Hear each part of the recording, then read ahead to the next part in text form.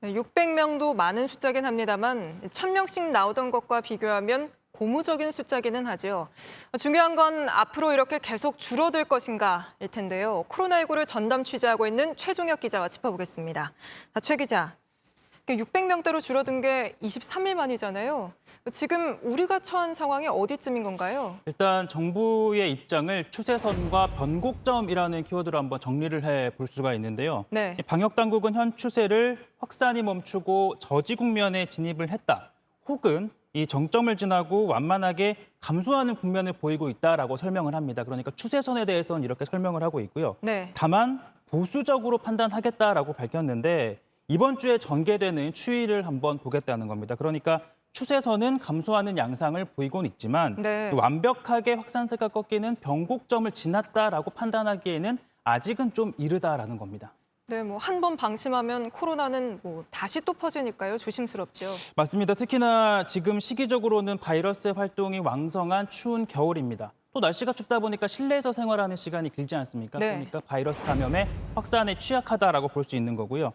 자, 또 하나는 국민들의 피로도가 좀 높아졌다라는 겁니다. 네. 오늘 정세균 총리 보시는 것처럼 앞으로 2주가 중요하다, 이 확실한 안정세를 달성할 결정적인 시기다라고 강조를 했는데 하지만 시간을 한번 거슬러 올라가 보겠습니다. 자, 지난해 방역당국이나 지자체에서 발표한 입장들을 살펴보면요. 네. 10월에도 또 6월에도 3월에도 각각에 나온 지자체나 방역당국의 입장인데 2주가 최대 고비다 또는 일주일이 중대 고비다라며 네, 항상 맞습니다. 1주가 중대 고비다라고 했습니다. 하지만 결과적으로는 11월 3차 유행 확산을 막지 못했다라는 건데 일단 다행스럽게도 오늘 방역당국이 밝힌 것처럼 이 연휴를 거치면서 확진자 숫자는 줄어들긴 했습니다. 네. 다만 더 큰 문제는 사망자라는 건데요. 이 사망자는 지난해 연말부터 증가하고 있는 추세를 보이고 있습니다. 네, 하루 사이 또 20명이 돌아가시지 않았습니까? 그런데 정부가 중환자 병상이 부족하지 않다고 했는데 왜 사망자는 줄어들지 않는 건가요? 맞습니다. 저희도 여러 차례 짚어드렸었는데 이 11월부터 시작된 3차 대유행에서는 요양병원 등 고위험군에 있는 확진자들이 급증했기 때문입니다.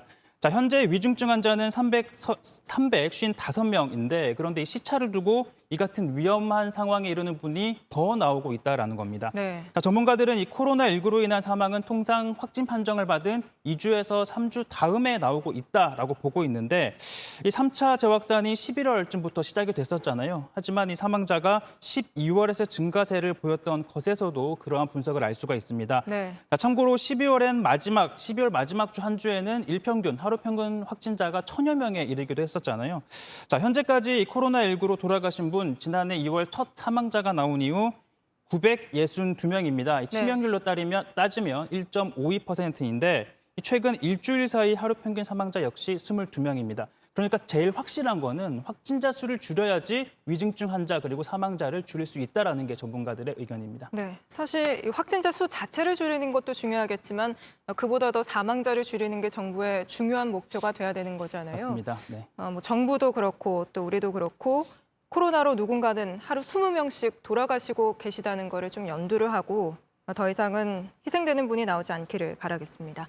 지금까지 정책팀 최종혁 기자였습니다.